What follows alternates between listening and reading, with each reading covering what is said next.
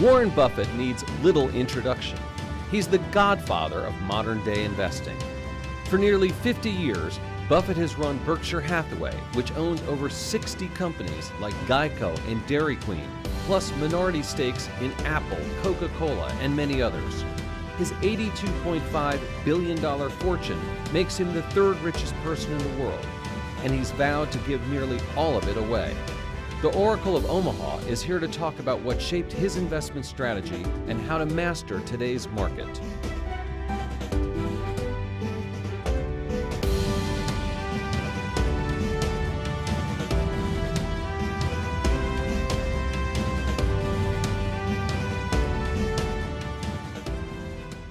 I'm Andy Serwer.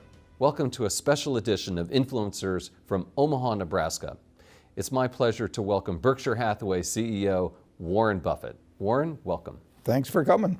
So let's start off and talk about the economy a little bit. And obviously we've been on a good long run here. A very long run. And yet, does that surprise you? And what would be the signs that you would look for to see that things were winding down? Well, I look at a lot of figures just in connection with our businesses. I like to get numbers, so I'm getting reports in weekly in some businesses. But that doesn't tell me what the economy is going to do 6 months from now or 3 months from now. It tells me what's going on now with our businesses, and it really doesn't make any difference in what I do today in terms of buying stocks or buying businesses. What those numbers tell me, they're interesting, but they're not guides to me. If we buy a business, we're going to hold it forever. So we're going to have good years, bad years, in between years, maybe a disastrous year some year. And we care a lot about the price. We do not care about the next 12 months.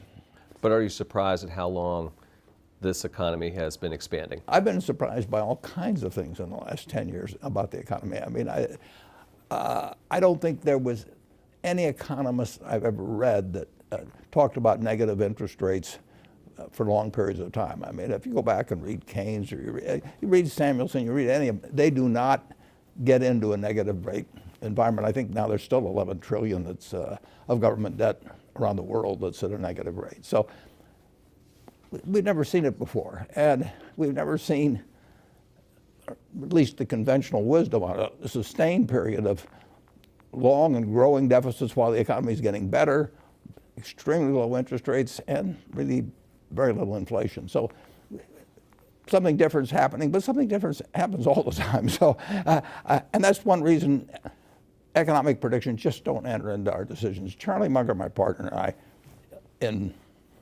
54 years now, we've never made a decision based on an economic prediction. We make business predictions about what individual businesses will do over time, and we compare that to what we have to pay for them. But we have never said yes to something because we thought the economy was going to do well in the next year or 2 years, and we've never said no to anything because we were right in the middle of a panic, even if the price was right. All right, so you don't pay much attention to the dismal scientists then, I guess. Well, I pay none in the sense of as a guideline to doing anything. It's entertainment. I mean, it's like going to a variety show or something like that. But and I just don't know of any economist that actually has bought businesses successfully or done well in stocks. Paul Samuelson did. You may know he was a big shareholder of Berkshire, but it's, they make guesses, and there's so many variables. I mean, in the hard sciences, you know that, if an apple falls from a tree, that it isn't going to change over the centuries because of anything or political developments or 400 other variables that go in. But when you get into economics, there's so many variables, and the truth is, you've got to expect good times and bad times in business. And if you were to buy an auto dealership and you're, wherever you live locally, or a McDonald's franchise or anything like that, you wouldn't try and time the purchase. You'd try and make the right purchase at the right price, and you want to be sure you got a good business. But you wouldn't say, I'm going to buy it because growth this year is going to be 3% instead of 2.8% or something of the sort. Fair enough. You have over $100 billion of cash at Berkshire does that. Berkshire. No, well, I don't even see how much Yeah, you got. Maybe you do. Berkshire has over $100 billion in cash, and you say that you always want this company to be a fortress. So how much cash should an ordinary investor have on a percentage basis, do you think? It depends on their personal situation. If you're working in something where you're living off your paycheck from week to week, you want to have a little cash around, and you certainly don't want to have a credit card that's maxed out or anything like that. But if your house is paid off, if you don't have big living expenses, you got a portfolio of decent diversified businesses, you don't really need any cash. So you can be more cash-free than Berkshire is? Yeah, I've got responsibility. We've got insurance claims. We could have hurricanes that, would happen. All kinds of things where we might have to pay out billions of dollars. And I've got over 1 million people that own shares that are counting on me to run the place so we get through periods like that. But if I were retired, I had say $1 million portfolio of stocks that was paying me $30,000 a year in dividends or something of the sort, and my children were growing, the house was paid off and everything. But, I wouldn't worry too much about having a lot of cash around. Let's talk a little bit about Apple. Everyone always wants to talk about Apple, right? It's kind of the it stock, it company. You have a $45 billion stake, more or less. How closely do you follow the company? People are concerned they haven't really introduced any new products. Well, if you have to closely follow a company, you shouldn't own it. Really? No, if you buy a business, if you buy a farm, you go up and look, every couple of weeks to see how far the corn is up, and you worry too much about whether somebody says this is going to be a year of low prices because exports are being affected or anything like that. You buy a farm and you hold it for. I've got one farm that I bought in the 1980s, and my son runs it, but I've been there once. It doesn't grow faster if I go and stare at it. I can't cheer for it. More effort, or something like that. And I know there's going to be some years when prices are going to be good and some when the prices aren't going to be good. I know there's years when yields will be better than others. But I bought the farm, and it just doesn't. I don't care about economic predictions on it or anything of the sort. I do care that over the years it's well tended to in terms of rotating crops, and I hope yields get better, which they generally have. In fact, that farm 100 years ago would have probably produced 30 bushels, maybe 35 bushels of corn per acre. And now in a good year, it'd be 200. We've really made progress in this country. That's one reason commodity prices, if you go back a couple hundred years, they've moved so little, is because we've just gotten better and better at whether it's cotton or whether it's corn or soybeans or all kinds of things. And you and I have benefited from that. And so Apple is kind of like a farm. Well, it's a long-term investment, and if you own the best auto dealership in town, the best brand, and you had somebody good running it, you wouldn't drop by every day and say, how many people have come in today, or I think interest rates are going up a little, maybe it'll slow down our sales or anything. No, you buy it knowing there's 365 days a year, and you're going to own it for 20 years, so that's 7,300 days, and things are going to be different from day to day and year to year. You shouldn't buy it if the day-to-day stuff is important. Let's switch over to talk about buybacks, which is another hot topic these days. And you did a fair amount. If you look in the annual report, you can see that between December 13th and 24th, it looks like you guys bought back about $233 million worth of Berkshire, which was right near that particular stock market bottom. How did you know that? Or what was going through your mind? If I knew it, I'd have bought a lot more than 200. No, that's not a big purchase for us, actually. And now we will buy Berkshire when we have lots of excess cash. All the needs of the business are taken care of. We spent $14 billion on property, plant, and equipment last year, way more than depreciation. So we take care of the needs of the business. Then we have excess cash. And if we find we'd love to do is find other businesses to buy. But if I think the stock, and my partner Charlie Munger think the stock is selling below intrinsic business value, we will buy in stock. So it obviously was at that point. Well, we thought so, yeah. But what's really intriguing is when it goes down a lot. I mean, when you're buying dollar bills for 60 or 70 cents, which periodically you get a chance to do in stocks, then assuming you've got the cash, you don't want to ever get so that some surprise could really take you out in some way. But if we've got excess cash, we'll buy it as fast as we can. But at that point, it would be more like a 2009 rather than just December of this past year. Exactly. Right. But it's, if you and I own a McDonald's franchise together and it's worth $1 million and you own 50% of it and you come to me and you say, I'll sell out for 400,000, I'll buy you out. If you say if you want to buy mine, I'd be wary of that, but for just that reason. You should be, yeah. But if you want 600,000, I'll just say, come back tomorrow.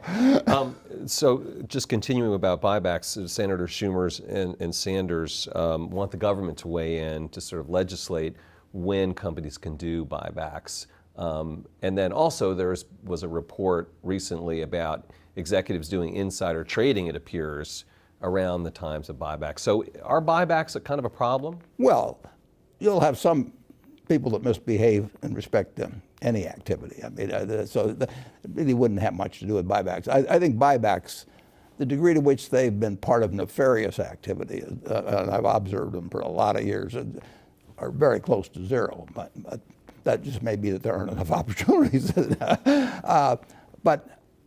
that article did not.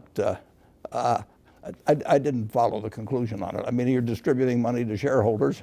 Essentially, you can do it by dividends, and presumably American business should distribute money to its owners occasionally. And we do it through buybacks, or we've done some, and we don't do it through dividends. But most companies do it through having a dividend policy. And then if they have money beyond the needs of the business, then I think if their stock is underpriced, then it makes nothing but sense. Should the government tell companies when to do it, or at least mandate conditions where they can? Well, they do restrict you a little in terms of if you're some general rule of the SEC, if you're having some kind of, this isn't quite the right word, but manipulative activity or anything like that in the stock. But no, I don't think the government should decide your dividend policy. I don't even think they should direct your capital investments. They can make it enticing to make certain kinds of capital investments, which they do with renewable energy, for example. I mean, the government has interest in fostering certain developments in this country over time, and they do. There used to be a special oil depletion allowance, 50 years ago and so on. That was more politics than it was governmental policy, but certainly renewables are a prime example of that. But the idea of directing whether you are entitled to return cash to shareholders and the manner in which you do it, I don't think really makes a lot of sense. The 2020 election is going to be upon us before we know it. And I know that you had some nice things to say about Mike Bloomberg, but it appears he is not going to be running now. Yeah, it's hard to win with just a billionaire vote. You have your vote and a few others. That's funny. But I admire him enormously. I wish he had run. I want to be very clear on that. President Trump was a business executive. So 2 questions. Is a business executive the right kind of person to be president? And what characteristics do you look for a president that you would support? Well, I think a business executive can be the right person, but I don't think that because they're a business executive that you give them extra points. And number one, I want a president that wakes up every morning and realizes that the greatest threat to a country which has got all kinds of things going for it are weapons of mass destruction, and that we live in a world where people, organizations, and occasionally countries could have people that would like to wipe out a large percentage of the American people, or maybe other countries as well, and that you now have capabilities, which I always thought until recently I classified as nuclear, chemical, and biological, but I think you have to add cyber now. If you have some evil genius someplace that for crazy reasons, just like happened with anthrax back who knows what motivates somebody that starts sending anthrax out in letters. And if you have somebody that thinks that it'd be great to send a false alarm to the to the Russians and to the U.S. that the other side was launching or something of the sort, it's a very, very dangerous world. It's a wonderful world, but it has dangers now that started in August of 1945, and when Einstein said, this changes everything in the world except how men think. And so I want a president that has that same filter, that all of these other things are important, but protecting the country and reducing the chance of successful use of weapons of mass destruction against us is the #1 job. And I think most of the presidents, I've talked to a couple of them about it over the years, and I really think that they do realize that they may get lost in the events of every day as they go along. And then beyond that, I want a president that has two objectives with the economy. One is to make sure that this marvelous goose we have keeps laying more golden eggs. And then I want a president that also feels that if GDP is $60,000 per capita in the United States, that nobody should get left behind. We've got a market system that works marvelously in turning out more goods and services, better ones, year after year. Done it all through my life. Would you ever talk to a candidate and say, hey, what do you think about these three things? Well, they'll tell me what I want to hear in most cases. So I want to hear what they tell people who disagree with them on the subject. I always like to ask a candidate, they usually finesse me some way or another, but I say, what are you for that the majority of your followers are against? I know you really believe in that, and that's really the test, but I'm not sure that, except under some kind of sodium pentothal or something, you're going to get a great answer to that question. That's great, but that's the question you ask the presidential candidates or presidents that you would speak to. If I really want to get, and that's why Bernie Sanders was so successful. I mean, 90% of the people who voted for Bernie Sanders had probably not heard of him 2 years earlier, but they felt they knew exactly what he would do. I mean, they felt he was authentic. And if you asked him, what he was for that most people might be against, he would tell you, A few questions about Kraft Heinz. Was that a mistake? Well, we'll find out over time. But we did pay too much, in my view, for Kraft. We didn't pay too much for Heinz. So when we started out, it was originally a non-public partnership between us, but we did pay too much, in my view, for Kraft. And there's not much you can do about things if you pay too much. Secondly, there's always been a struggle between the retailer and brands. I mean, if I've got a terribly weak brand and I want to get into Walmart, I'm not going to be able to do it. I mean, I have to offer all kinds of crazy concessions, and I want to be in Walmart if I have some sort of consumer packaged goods. The negotiation is way different if you have something essential versus non-essential. 10 years ago, Costco tried to get rid of Coca-Cola. Costco's got terrific loyalty among customers, and their own Kirkland brand is a $39 billion brand now, and it moves from category to category, and they only started in 1992. So they know brands, but in the end, they put Coca-Cola back in. If it had been Royal Crown Cola, they wouldn't have had to put it back in. So there's always that struggle between the brands. I mean, and there always will be. But the retailers, net, it has been moving in their direction, particularly, I think, because of the Amazon revolution. First Walmart, and then... Walmart. Right, and then Walmart, Amazon. yeah. I mean, but it's been accentuated, I think. We have a new retailing environment now. I mean, it isn't like it goes from night to day, but it moves somewhat. And brands that people have spent billions of dollars developing and sponsoring TV shows or sponsoring radio shows in the old days. I mean, Campbell Soup was always on there with Jack Benny or something, when I was a kid, and it was big. And it built brands, and people obviously like the product too.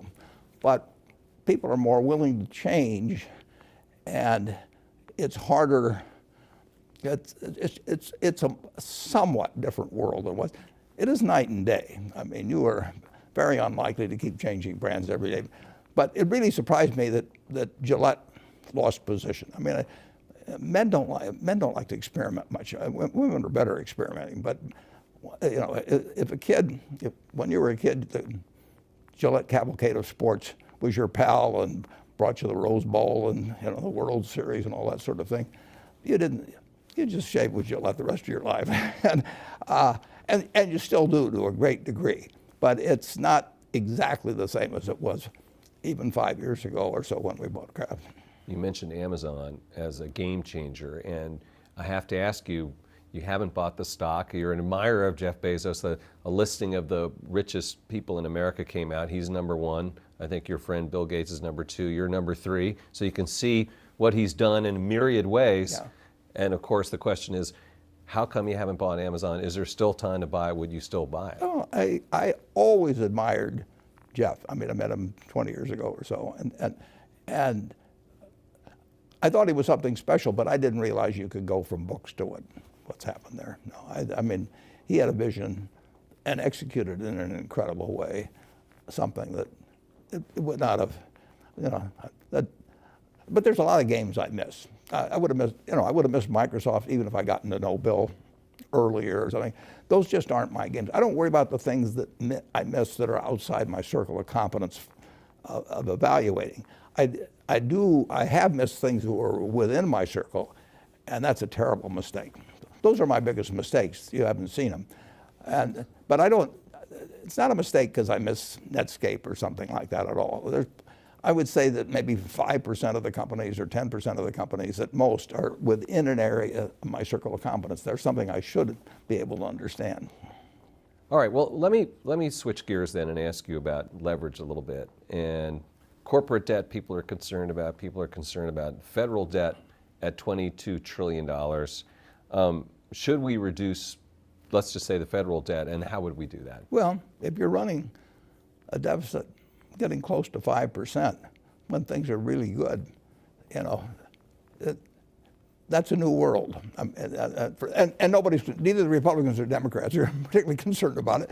And we're not having a lot of inflation. That wasn't supposed to happen, but it's happening. That's why I say you don't want to get hung up on trying to make economic analysis because nobody's any good at it. You don't get rich doing that.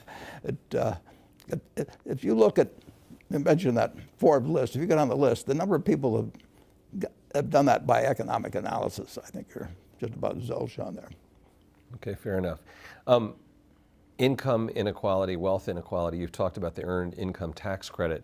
Is there more to it than that? Should we adjust tax policy? It seems to be going the other way right now. Well, it is going the other way, but I think the earned income tax credit is the best way to put money in the pockets of people that don't fit well into the market system, but that are perfectly decent citizens and that have made a good bit of the success somebody like I've had with Berkshire or something possible. It wouldn't have happened without the America we have. And if you go back 200 years and we're all working on, 80% of us are working on farms. The person that's the best at that, working on that farm, whatever it may be, is worth maybe twice the ones that's the worst. I mean, that's the difference between super talent and no talent in the farm economy, picking cotton or whatever it may be. Now, if you're the best middleweight fighter in the world, you may get $20 or $30 million. And if you are just a good citizen, raise nice kids, help in the neighborhood and everything else, but you don't have market-related skills, you'd be good on that farm still. And you would be earning something comparable to most of the people around you. But you don't have something now that as it gets more and more specialized, and it's going to continue to get more specialized. You want two things for that person.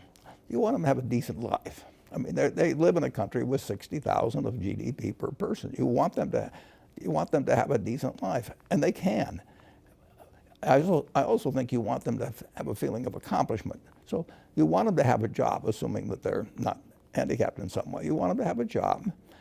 But the minimum wage would be one way to say, well, we'll make sure that they have enough money in their pocket. but that's got a lot of effects in disturbing the market system. They just need more cash. They don't need a higher wage, they need more cash in their pocket. And the government, at a relatively low cost, can provide a decent living for anybody that's working 40 hours a week and has a couple of children. And we've gone in that direction, and it's sort of bipartisan. I mean, you find both Republicans and Democrats for it. I think it would be better not to have one annual payment, that they get it monthly. And I think there's various things you could do, but you want them to feel part of the system, and you want to have them get, as more and more of these golden eggs are laid, you want them to get a little more of their share. I mean, if we don't do that and the Democrats win, it's possible we get, big taxes on wealthy people, free college for all, and those are bigger plans. You want more money in the pockets of everybody that's willing to work or is unable to work. And we can do it. A rich family would do that. If I had 6 or 7 kids and I had some business I wanted to pass on, you'd pick the most able person to run it because that's the market system to do that. But you'd make sure that all 7 of the family participated. You'd give more to the one that you might give more to the one that kept producing the golden eggs. You would, but you wouldn't just say to the one at the lowest end, who might be the best kid of all in most respects. He's the one that shares with everybody and does all kinds of things. And you wouldn't say to him or her that too bad, but that's just the way the market system works. That, go have your spouse get a job and look for housing someplace. Right. Why don't we do an update about the healthcare initiative, which now the company has a name. Yeah, Haven. Was that your idea? No. Sometimes I didn't worry about a name. We could have gone on as a no-name operation for 10 years, as far as I'm concerned. No, that is, we got a wonderful partnership in the sense that it's large and has reasonable market muscle with more than 1 million employees among the 3 of us. We've got 3 CEOs that can make things get done in organizations that are so big that normally they would get very bureaucratic. If you tried to do this with many big companies, you'd have legal weighing in and public relations weighing in. We don't have any of that stuff. They may have them in certain areas, but I don't have to. But Jamie isn't going to worry about doing that sort of thing, and neither is Jeff. So we've got a unity of commitment and an ability to execute on the commitment. The only problem is you've got a $3.4 trillion industry, which is as much as the federal government raises every year, that basically feels pretty good about the system.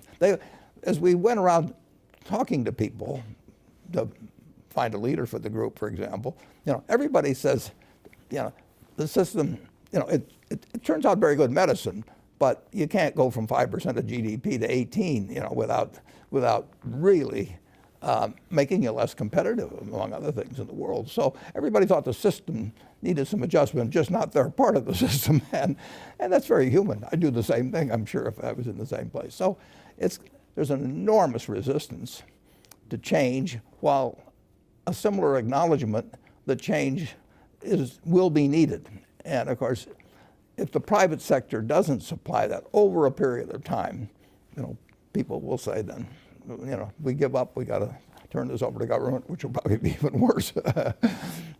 How often do you talk to Jamie and Jeff about it? I know Todd Combs, I think, is your point person. Todd really does all the work at our budget. If this works, give Todd 100% of the credit from the Berkshire standpoint. Does Haven have to buy companies to gain expertise? And what do you? No, no, I don't. What is the plan? I mean, how do you? The plan is to support a very, very, very good thinker on this subject is a practicing physician and who commands the respect of the medical community to, in effect, figure out some way so that we can deliver even better care and have people feel better about their care too. I mean, they have to perceive that they're receiving better care over time and stop the march upward of cost relative to the country's output. we've got this incredible economic machine, but we shouldn't be spending 18% when other countries are doing something pretty comparable in terms of doctors per capita, hospital beds per capita, and all that. The very top stuff in medicine, I think, is very much concentrated in this country, and that's great. I want us to be the leader, but I just don't. I think we're paying a price. If we're paying 7 extra points of GDP, that's 1.4 trillion a year.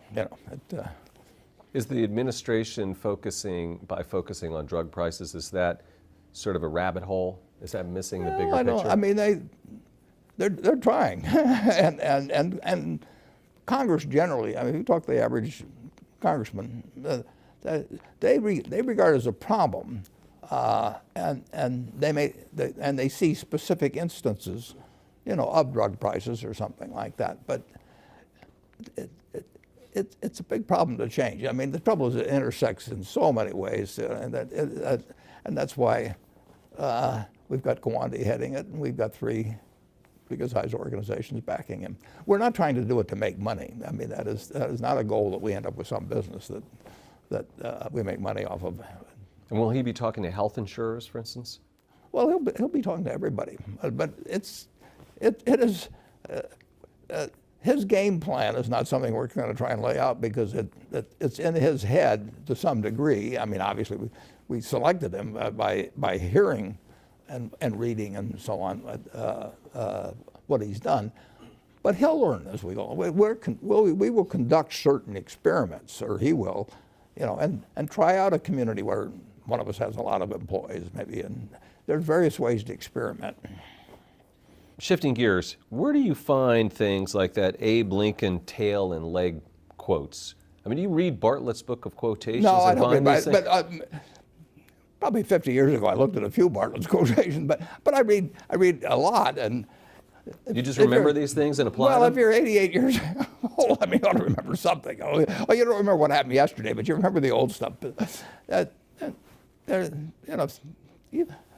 You've got a lot of interesting quotations in your head, Yeah, not like you do. I think that's great. Okay, so one company you invested in was GE. Yeah. And you did well with that investment. And yeah. I was too early, actually. If you look back, I was very active in the last half of September and early October, and then I wrote that article in later October, and I knew it was going to get bad. I wrote in the article it was going to get bad, but I didn't think the stock market would react as much as it did between then and March. So I had more or less used up our powder well before the bottom was hit. That's interesting. How have you avoided not getting back into GE more recently? I mean, I'm sure that they've reached out to you. Everyone says, oh, why doesn't Warren Buffett invest in GE and save it and take it to the promised land? It's this great American company.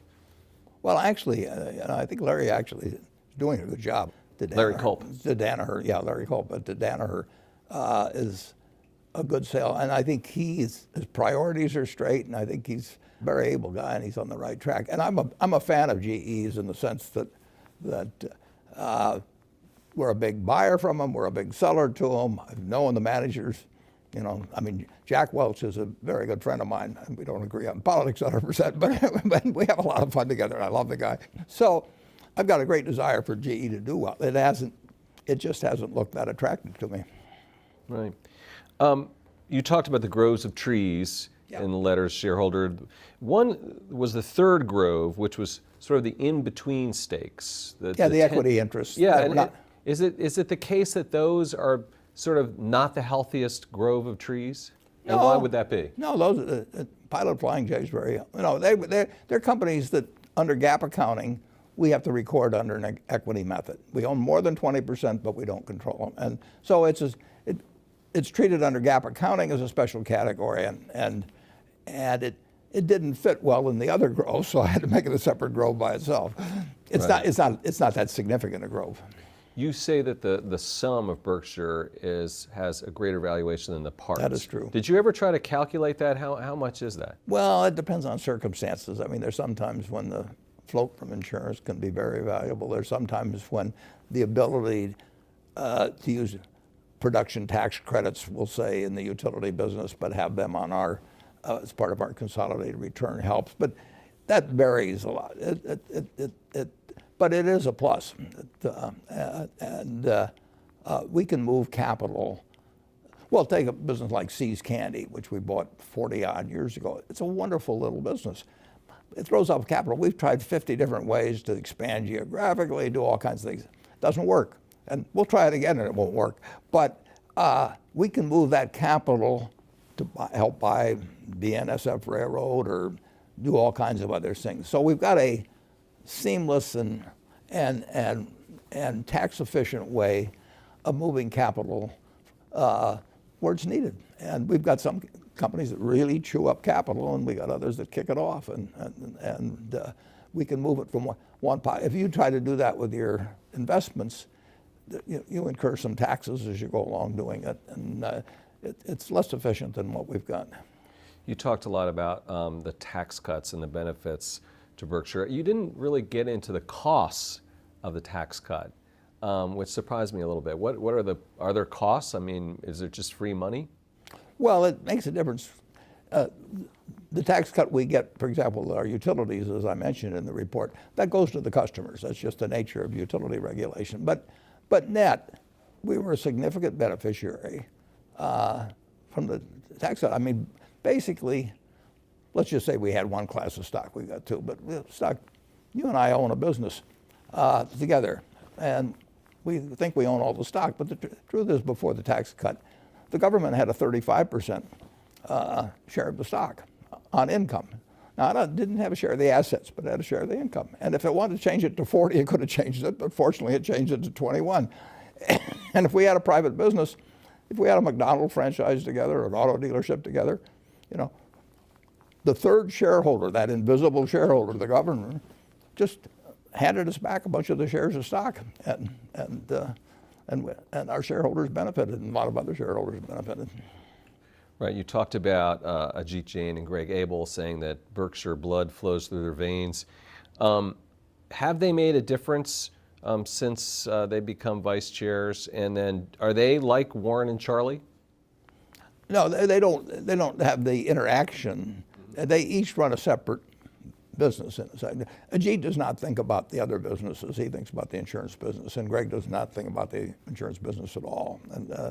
And I think about the money and the capital and so on. But they're running two very big businesses. I mean, Ajit's business, has, when you get all told, at least a couple $100 billion of assets, and Greg's business has $150 billion of revenues. I mean, they both would fit up there toward the top 10, or so in the country in terms of value. So maybe the top 15. But they're very big businesses. But they're not exactly like you two guys. It's not. Oh, no. Right. Charlie and I have a partnership thinking about the whole place, Okay. and we've done it forever, and we still do. And Todd and Ted? I didn't see them mentioned. Well, they have $13 billion each, including pension funds our pension funds that they run, and so of the $173 billion we had at year end in equities, we had 173 bucks. We had another 8 billion in pension funds. So of the 180 or so, they had 26 between them that they're managing. And they got total discretion on that. They don't ask me. At the month end, I look and see what they did. They don't do much. They don't do a lot of trading or anything. But I look to see what changes they made. And Todd, for example, I mean, he made a couple of small investments in private placement type operations, and I know what the businesses do, but I can't tell you their names. That's his baby. Was one of those, you made this investment in Oracle and then you sold it. Was that something they did? No, that was not something they did. That was something I did. Yeah, and you said you didn't understand it. That's why you sold it. But then why'd you get it in the first place? Yeah, well, that's a good question to which I do not have a good answer. I know. I see development. I know enough about the cloud to know I don't know enough about the cloud. Right. Okay. So Barclays put out a note. They said they were lowering the estimates for Berkshire for the EPS. Do you read that stuff? No. Well, I may read it accidentally, but I don't seek it out to read. I'll put it that way. But it just doesn't make any difference, you know. I mean, if I spent time reading that, I wouldn't have time to read 10Ks.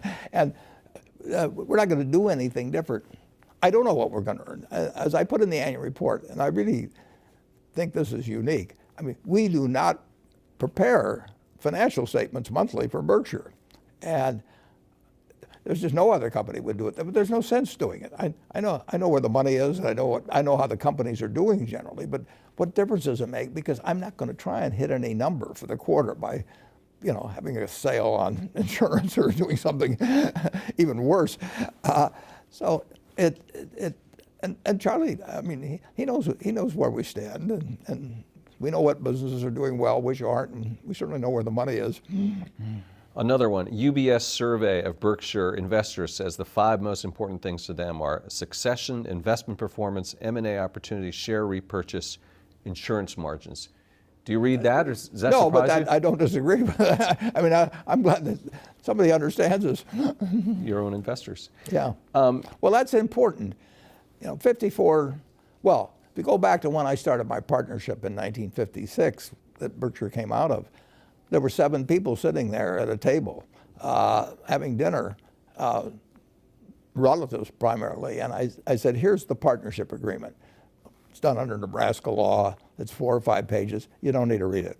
But I said, here's a little half-page, what I call the ground rules, and I want you to read these, and if you feel okay about that, about the interaction, what the expectations are, and all of that sort of thing, then we'll join forces. And if you don't, it's fine. Other people have, you know, but we shouldn't be partners. I mean, you know, if I'm going to have a partnership with somebody, I want it to be compatible. It is, you know, and when you have a public company, you can't control who comes in. I can't control some guy that comes in and thinks we're going to pay big dividends or split the stock or something like that. So by my actions and my communications and everything, I want to attract the people that, from the public market, that I want, and I want to keep the others away. Costco was built. Sol Price, who started the Price Club and that thing, he sat down and figured out the customer he didn't want. And he set up a system that would keep away the customer he didn't want. Who did he not want? He didn't want somebody buying a quart of milk with somebody behind him with a basket of $200 worth of goods waiting for that. So he put in a membership fee, and by putting in a membership fee, he killed all the drop-in business, the business that belonged to the 7-Eleven. We want Berkshire to keep out people who have expectations about us that are different than ours. I mean, good for them, and I hope they find somebody they fit. But if you're going to run a church, you want your seats to be filled by people that are generally want to listen to your form of religion, and you don't want it to change every week and say, gee, I need a new group, and I'll go out and talk to a bunch of investors and get them to come to my church this Sunday, because there's only so many seats in the church. There's 1,645,000 or so A equivalent shares, and those are the seats, and I want them occupied by people that are on the same page I am. The Church of Berkshire. Seems like you've got a big weighting in financials, and of course you finally invested in Jamie Dimon's company. Why banks right now? They're businesses I understand, and I like the price at which they're selling relative to their future prospects. I think 10 years from now that they'll be worth more money, and I feel there's a very high probability I'm right. And I don't think they will turn out to be the best investments at all of, you know, the whole panoply of things you could do, but I'm pretty sure that they won't disappoint me. Is climate change changing your insurance businesses? No, it doesn't change the insurance business. Does it change modeling or something in the business? No, it would change our insurance business if we were writing 20-year policies. I mean, if there was something that changed life mortality adversely to the interests of a life insurance company, you're stuck with a policy for 20 years if you write the life insurance policy, and it's, you know, you'll keep paying your premiums if it's adverse to me. That's what's happened in long-term care insurance, for example. But when you write a policy for 1 year at a time, you see what the developments are, and if, you know, cars, for example, are much safer to drive than they used to be. There used to be 15 deaths per 100 million miles driven. Now there's a little over 1. On the other hand, they've become much more expensive to fix. I mean, that little little side view mirror, which used to cost $10, now $1,000 or something like that. So you have things that are changing in terms of, if you're writing collision insurance, you got to allow for the fact that windshield, the bumper, all kinds of things, or the side view mirror and all that are way more expensive. But if you're writing liability, you know that people aren't going to die as often. So climate change is climate's been changing. But the truth is that you now can buy really big catastrophe limits cheaper than you could buy them in 2005 or thereabouts, allowing for changes in the dollar and concentration of population. So far, rates have come down. That's the reason we've gotten out of the cat business to a great degree. We were a very big writer of cat business 10 or 12 years ago. We aren't out of the cat business because of climate change. We're out because the prices aren't right. And the world will change, and that's got very serious consequences, but it won't change that much from year to year. That, we've done very well during a period of some climate change. You've talked about technology advancing faster than our ability to understand it. And I'm wondering if social media and Facebook and Google and Russian trolls coming in, and is that maybe an example of that? Or are you still worried about that problem? Well, I think cyber poses real risks to humanity, forgetting about the problem of even misinformation. I'm just thinking of, we have railroads running over 22,000 miles of track, and some of them are carrying ammonia, and some of them are carrying, chlorine and things. We have to carry them. We have no choice about that. We're required by law to carry them. And I would rather do that in a non-cyber world than a cyber world. And there are all kinds of things. The problem about something like cyber is that it's moving, and it's just unpredictable whether you'll get some crazy guy like stuck the anthrax in the, what they can do becomes magnified. I mean, when you saw what 19 guys did, on 9/11. I mean, tools in the hands, or potentially in the hands, of either crazy individuals, crazy groups, or even a few crazy governments, are really something. And we don't necessarily know what all the tools they have are, and that is moving all the time. I mean, again, Einstein said, I know not with what weapons World War III will be fought, but World War IV will be fought with sticks and stones. I mean, it's a dangerous world. I don't know if you've been following this, Warren, but what do you think of Elon Musk's behavior as a CEO? Well, I think it has room for improvement. Now, he and he would say the same thing. I mean, it's just some people have a talent for interesting quotes, and others have a little bit more of a blocker up there that says this can get me in a problem. But he's a remarkable guy. But I just don't see the necessity to communicate. I think I've got 7 tweets because a friend of mine signed me up for it, and she's called me about 100 times saying, can I tweet this or that? And I've said yes to her 7 times, I guess, or something like that. I've never actually written one myself. I don't even know how to do it. Have you talked to Elon ever? He joined the Giving Pledge, so once or twice, but that's a lot of years ago. 7 or 8 years ago. He hasn't come to our annual gathering, so I haven't seen him for 7 or 8 years. So let's talk about this trade war that's been going on a little bit with China. And I guess I'd like to ask you, do you think that Donald Trump was right in calling out the Chinese government and basically putting them on notice? I won't have any comment on that. In terms of political activity, I don't put my citizenship in a blind trust. So when the election comes around, I'll do something. On the other hand, people will interpret things I say about any any president, as to some extent coming from Berkshire, and they don't come from Berkshire. I'm just an individual, so I think I'm glad to talk about China, but I can't talk to you about that part of it. Fair enough. I mean, do you think there was room for improvement then in terms of the trade relationship between China and the United States? Well, I think that China and the United States absolutely are destined to be the superpowers, beyond my great-grandchildren lives, and will always be competitors, and will be competitors in business, will be competitors in ideas, all kinds of ways. And there's no other way it would be. And we just have to make sure that competition doesn't get us to a point where we don't realize that the best world is one in which both the United States and China prosper. I mean, we do not want to have an island of prosperity in the rest of the world, envious of us in a nuclear age.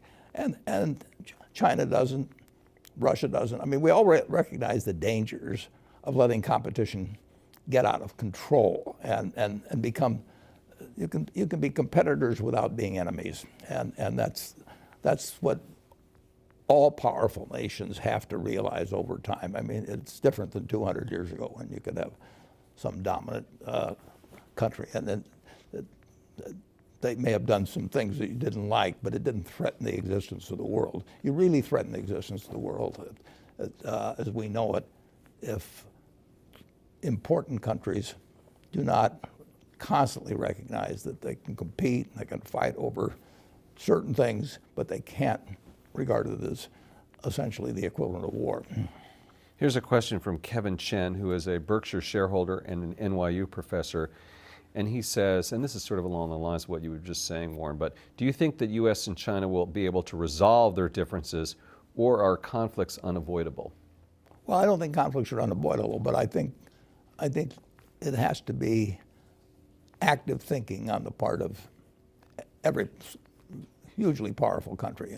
And Russia is hugely powerful. I mean, 90% of the nuclear arms in the world are between U.S. and Russia. So they have to recognize that the best world for them is one where they don't try and grab all the apples, basically. And we have to recognize that. And we can't, in the United States, we can't think that either our ideas run the world, or we start getting aggressive about things, and China can't think that, and Russia can't think that. And that's obvious. You just have to make things, you got to be sure things don't escalate. You have World War I, with an archduke, I mean, you get these, you can get chance incidents, and you really want to, I asked one of the presidents one time, in terms of what he would do if awakened in the middle of the night with somebody coming to him and saying, absolutely, somebody else has launched, and would you launch on that? And you've got 10 minutes to decide. And I wouldn't want to have that responsibility, but you want to make sure you don't get to that point. Right, right.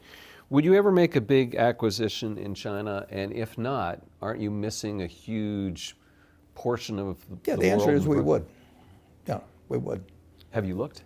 We've been made aware of some things, yeah.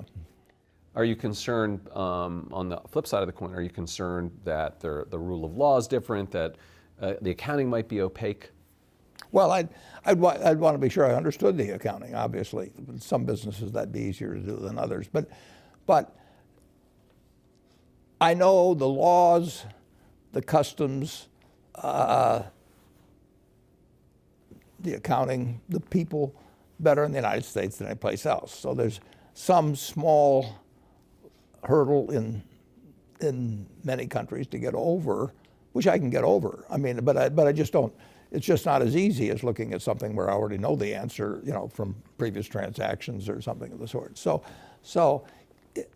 it's easier to make a big acquisition in the United States. I have to do more work if I'm looking beyond the borders. But I love the idea of doing it. When we made the acquisition in Israel a dozen years ago, I didn't know what the tax rates were there. I didn't know what corporate law.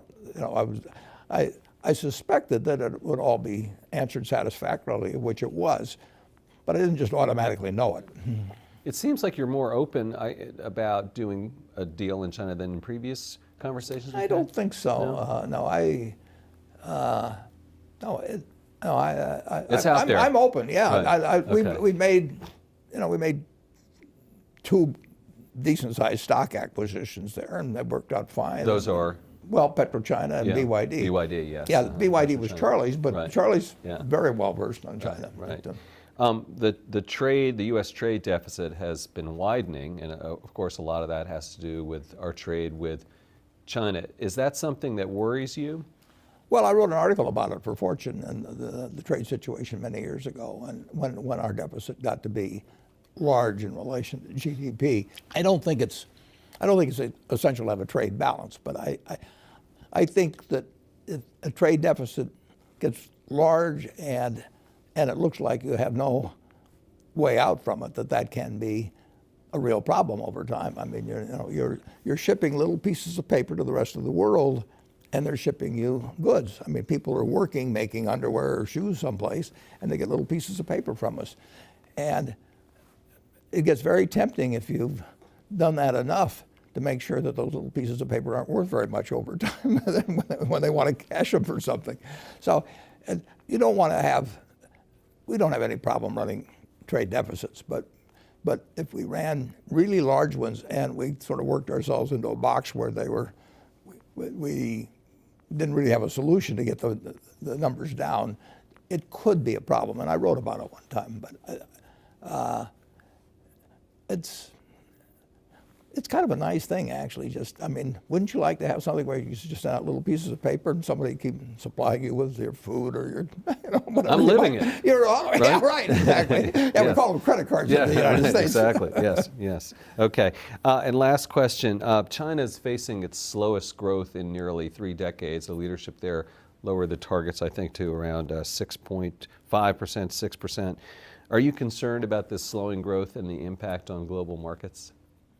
Well, I don't worry about it in terms of global markets. I mean, China's going to grow a lot over time. I mean, when you think of what's happened, well, this is 1949 or whatever, but there's been nothing really like it. I mean, you had 20% of the world's population at that time, perhaps, and it really hadn't remotely achieve their potential. I mean, they had the intellectual capacity, they had a decent soil, all kinds of things. I mean, and what's happened there almost is beyond belief. And that game's not over, but we've had incredible developments in the United States. I mean, real GDP per capita is 6 times what it was the day I was born in the United States. 6 times. And we thought we were a pretty developed country then and everything.